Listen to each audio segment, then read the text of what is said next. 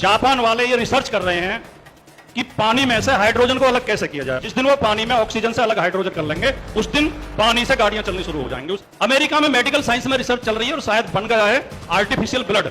उन्होंने नकली खून बना लिया है, अगर खून की जरूरत पड़े और खून ना मिल पाया तो नकली खून से भी आदमी का जीवन बच जाएगा। चाइना ने नकली चांद बना लिया रात को रोशनी करने के लिए।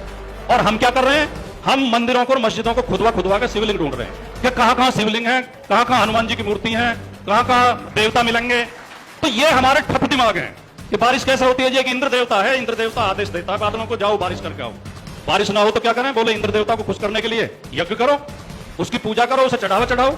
यहां तक इन्हें ये नहीं पता था कि गंगा कहां से निकलती है। आज भी ये कोई माना कि गंगा शिव जी की जटाओं से निकल रही है और चंद्र ग्रहण और सूर्य ग्रहण राहु और केतु की नाराजगी की वजह से आते हैं, या बारिश इंद्र कराता है, तो उनके लिए मूर्ख के अलावा और क्या शब्द कह सकते हैं।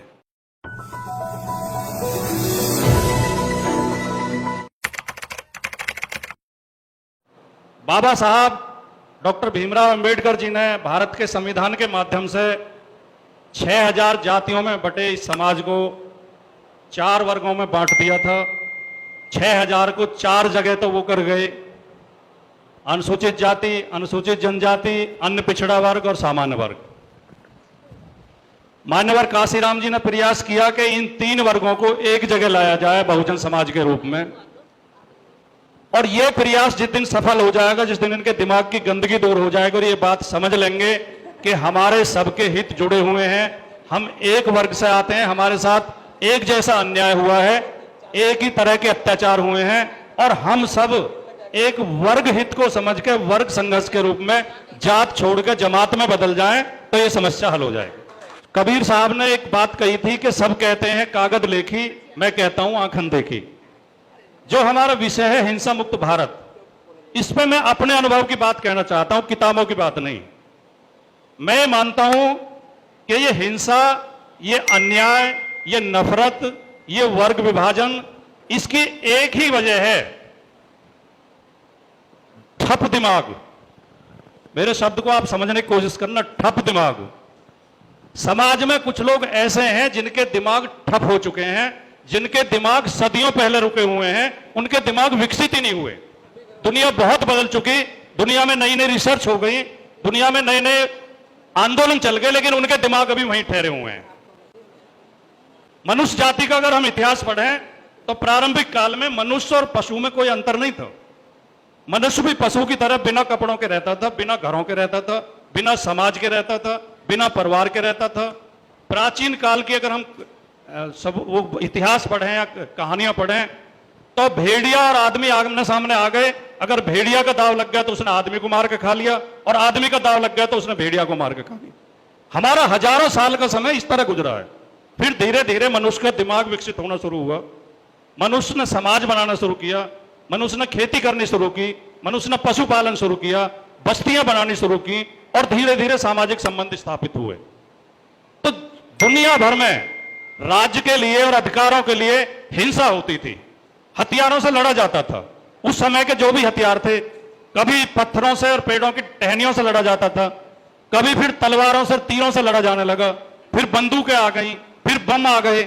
लेकिन इस बीच में मनुष्य का दिमाग थोड़ा विकसित हुआ और मनुष्य ने सोचा कि हम क्यों लड़ते हैं।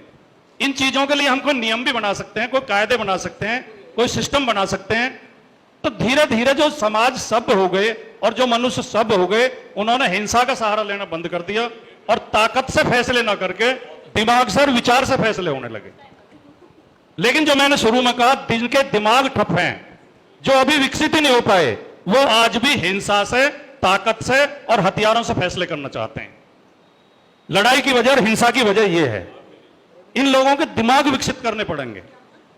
और आज दुर्भाग्य की बात यह है, जो सबसे ज्यादा चिंता की बात है, कि इस देश में आज जो मेन सिस्टम है, मेन सिस्टम क्या है?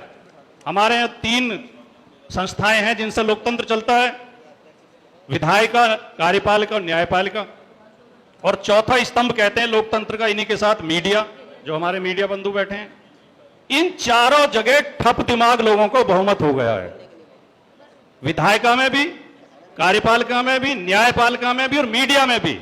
ऐसे लोग बैठे हैं जिनकी बातें सुन के, आप टीवी चैनल खोलो, एंकर की भाषा आप सुनो, कहीं अब मैं पढ़ रहा था कि जापान वाले ये रिसर्च कर रहे हैं कि पानी में से हाइड्रोजन को अलग कैसे किया जाए। पानी में ऑक्सीजन और हाइड्रोजन होती है, तो हाइड्रोजन अगर अलग करने की विधि वो काफी हद तक उन्हें सफलता मिल गई है। जिस दिन वो पानी में ऑक्सीजन से अलग हाइड्रोजन कर लेंगे, उस दिन पानी से गाड़ियां चलनी शुरू हो जाएंगी, उस हाइड्रोजन की ऊर्जा में परिवर्तित करके हाइड्रोजन को, और ये डीजल पेट्रोल की जरूरत नहीं पड़ेगी। वो इस पर रिसर्च कर रहे हैं।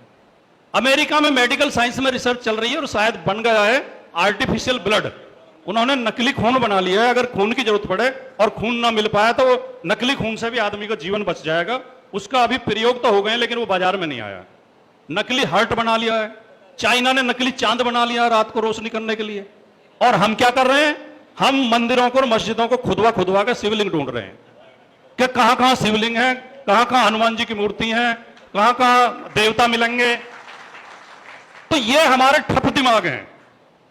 जब मनुष्य को ज्ञान नहीं था, मनुष्य के पास जानकारी नहीं थी कि रात और दिन कैसे होते हैं, बारिश कैसे होती है, भूकंप कैसे आते हैं, ओले कैसे पड़ते हैं, तो उसने कल्पना कर ली कि बारिश कैसे होती है। ये कि इंद्र देवता है, इंद्र देवता आदेश देता है बादलों को, जाओ बारिश करके आओ। बारिश ना हो तो क्या करें, बोले इंद्र देवता को खुश करने के लिए यज्ञ करो, उसकी पूजा करो, उसे चढ़ावा चढ़ाओ। रात दिन कैसे होते हैं, वो लोग बोले निमि देवता है, पलक बंद कर लेता रात हो जाती है, पलक खोल देता दिन हो जाती है। भूकंप कैसे आता है कि धरती जो गाय के सिंगों पर रखी हुई है, जब एक सिंग दुखने लगता है तो गौ माता दूसरे सिंग पर बदल लेती है, भूकंप आ जाते हैं। चंद्र ग्रहण सूर्य ग्रहण कैसे पड़ते हैं, मतलब काल्पनिक। यहां तक है ना, ये नहीं पता था कि गंगा कहां से निकलती है, और इतनी कोशिश नहीं करी कि जाके यार हिमालय पे चढ़ के देख लो कहां से नदी निकल रही है। बोले जी ब्रह्मा जी कमंडल में आती है, ब्रह्मा जी कमंडल से शिव जी की जटाओं में आती है, फिर शिव जी ने जटा खोली, भगीरथ आगे आगे चल दिए, गंगा पीछे पीछे चल दी। गंगा ना हो कोई बकरी हो गई, उसके पीछे पीछे चल दी।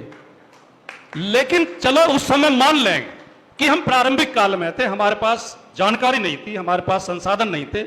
लेकिन आज के समय में भी कोई इन बातों को माने, आज भी ये कोई माना कि गंगा शिव जी की जटाओं से निकल रही है, और चंद्र ग्रहण और सूर्य ग्रहण राहु और केतु की नाराजगी की वजह से आते हैं, या बारिश इंद्र कराता है, तो उनके लिए मूर्ख के अलावा और क्या शब्द कह सकते हैं। लेकिन दुर्भाग्य यह है कि ऐसे मूर्खों का बहुमत देश में आज फिर से हो गया है। 1950 में संविधान लागू होने के बाद मैं समझता हूं, जो अभी वक्ता कह रहे थे, कि अगर इस संविधान निर्मात्री सभा में जो इसकी जो प्रारूपण समिति थी, अगर उसके अध्यक्ष बाबा साहब न हुए होते तो पता नहीं इस देश का संविधान कितना खतरनाक होता। ये हमारा सौभाग्य है। इस बात के लिए भारत के 140 करोड़ लोगों को बाबा साहब का बार बार आभार व्यक्त करना चाहिए कि वो एक महामानव, एक मैं समझता हूं कि ज्ञात इतिहास में, और ये बात मैं आज नहीं कर रहा, मैं बहुत बार बोलता हूं, लाल सिंह गौतम हमारे साथी, इन्हें पता है, मैं बहुत जगह बोलता हूं, भारत के ज्ञात इतिहास में बाबा साहब से बड़ा विद्वान दूसरा नहीं हुआ। जो इन्होंने काल्पनिक बना रखे हैं वो तो अलग है।